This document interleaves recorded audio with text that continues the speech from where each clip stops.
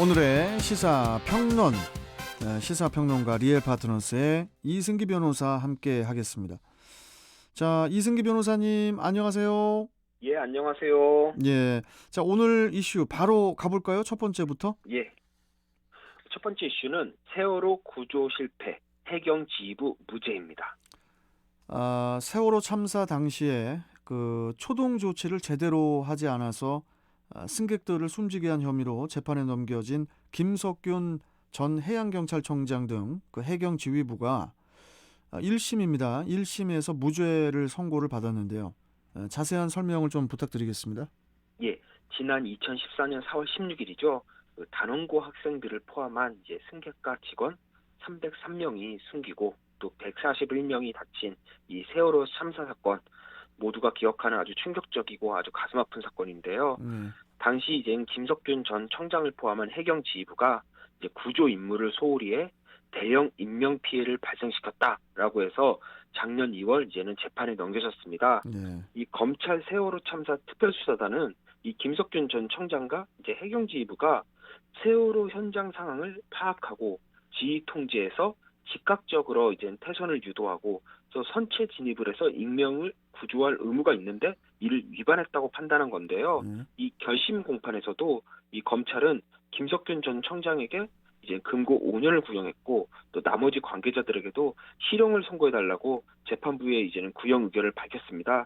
그런데 재판부는 이 김석균 전 청장 그리고 김수현 전 서해지방해경경찰청장 등 이제 당시 해경지휘부 9명 전원에게 모두 무죄를 선고했습니다.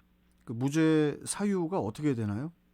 예, 재판부는 이 사고 당시 세월호 선장이 승객들을 배에서 탈출시키는 조치를 전혀 하지 않고 있었고 해경지휘부는 이러한 사정을 알지 못한 것으로 보인다라고 밝혔는데요. 또한 당시에 이 현장의 통신 사정이 원활하지 못했고 또 세월호가 45도 각도로 기울어져 이제 침수가 진행되고 있다는 교신 내용만으로는 이 침몰이 임박했다고 판단하기는 어렵다고 그렇게 봤습니다. 특히 이 구조 세력이 현장 도착 이후 보고까지 불과 10분이 걸렸는데 이 10분 만에 선내 진입을 통해 구조 기회가 사라질 것이라고 예상하기는 쉽지 않았을 것이라고 해서 결과적으로는 이 피고인들 이제 해경 지휘부의 이제 업무상 과실에 대해 유죄가 인정될 만한 그 증거가 좀 부족하다. 유죄가 입증됐다고 보기 어렵다라고 해서 최종 무죄를 선고한 겁니다. 그 사건 당시에 그 이준석 그 세월호 선장이 그 승객들에게 선내에서 대기하라 이런 안내만 하고 자기만 이렇게 탈출했잖아요. 예. 그때 그 해경에서 좀 적극적으로 그 퇴선을 유도를 했다면은 피해가 크게 줄었을 텐데 재판부가 이 부분은 어떻게 판단을 했나요? 예, 당시 이준석 선장은 그 승객들에게 이 사고 정황이 얼마나 심각한지 알리지도 않았고요. 대피 방법이나 탈출 지시도 없었습니다.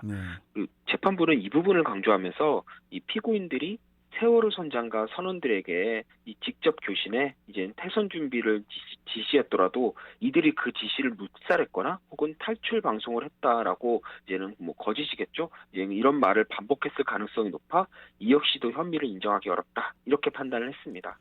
근데 이제 일부 유죄가 인정된 사안도 있는데 어떤 겁니까?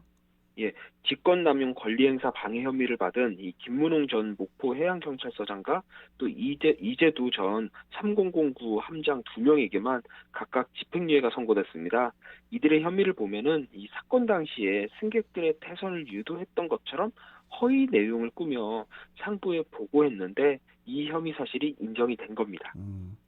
결국 그 세월호 구조 실패에 대해서 그 해경 지휘부 전체가 면죄부를 받은 셈인데 그런데 이게 또 처음이 아닌 게 그 지난해 12월이죠. 세월호 특별조사위원회의 설립과 활동을 방해한 혐의를 받던 그 박근혜 정부 고위 인사들에 대해서도 무죄가 선고가 또 되지 않았습니까? 예, 그 조윤선 전 청와대 정무수석과 이병기 전 대통령 비서실장 등 이제 세월호 사건 당시에 청와대 고위직들인데요. 당시 1심에서 유죄가 선고됐는데 이 항소심에서 무죄로 결과가 바뀐 겁니다.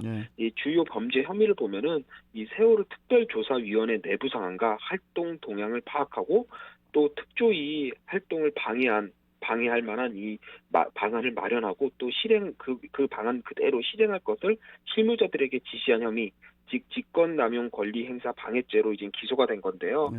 하지만 항소심 재판부는 조윤선 전 수석 등이 이 청와대 비서실 소속 또는 해수부 소속 공무원들에게 이 특조위 관련 보고서 등을 작성하게 한 것은 의무 없는 일을 하게 한 것이 아니다라고 해서 법리상 직권남용죄에 해당하지 않고 또한 그렇기 때문에 직권남용의 고의도 없다라는 입장입니다. 네. 실무적으로 이 직권남용죄가 인정되기가 상당히 어려운 게 이 직권을 남용했다는 개념 자체가 매우 추상적이고요.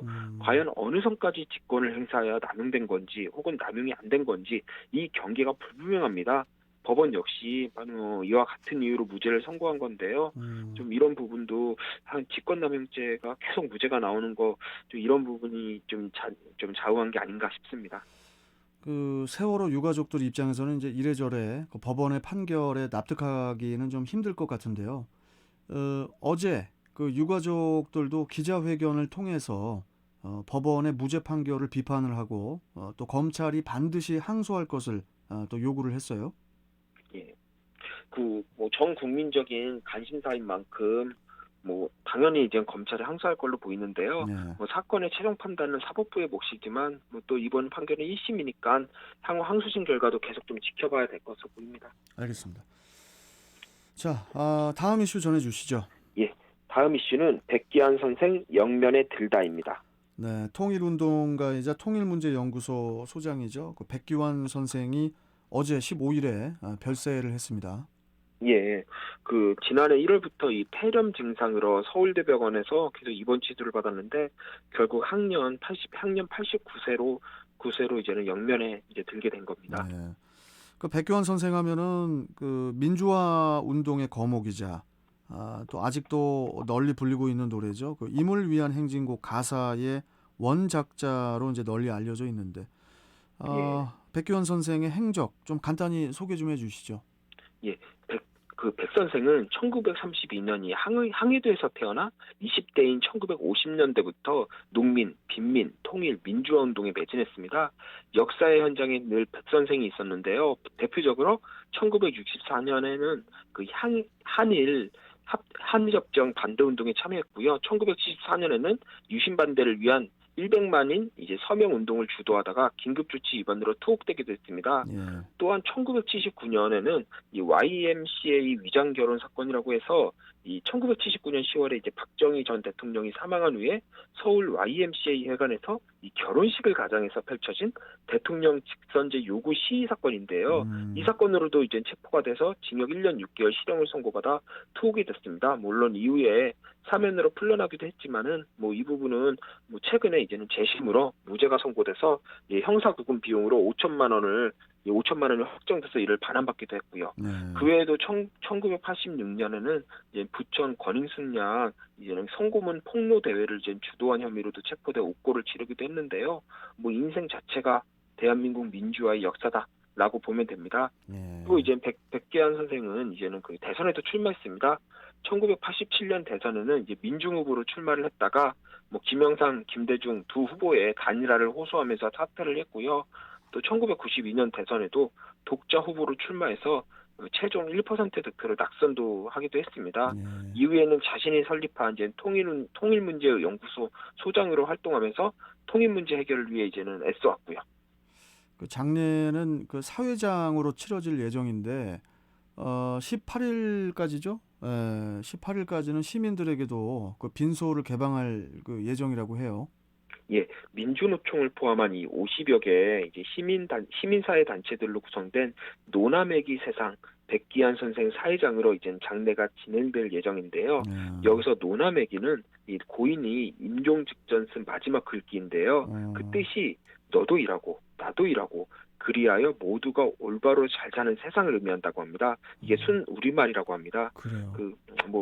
말씀 주셨듯이 이제 18일까지는 일반인들의 공식 조문을 받고 다음 날인 19일이 이제는 발인할 예정이라고 하는데요. 좀 예. 이게 우리 시대의 큰 어른이 이제는 예. 영면에 들다 보니 좀 이렇게 기분이 그렇고 저도 그렇고 대부분의 그래요. 사람들도 아마 마음이 좀 찹찹할 것 같습니다. 너도 일하고 나도 일하고 그리하여 모두가 올바로 잘 사는 세상, 노나매기.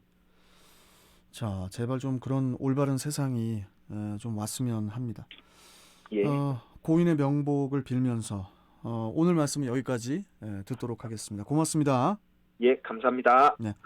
자, 시사평론가 리얼 파트너스의 이승기 변호사와 함께 했고요.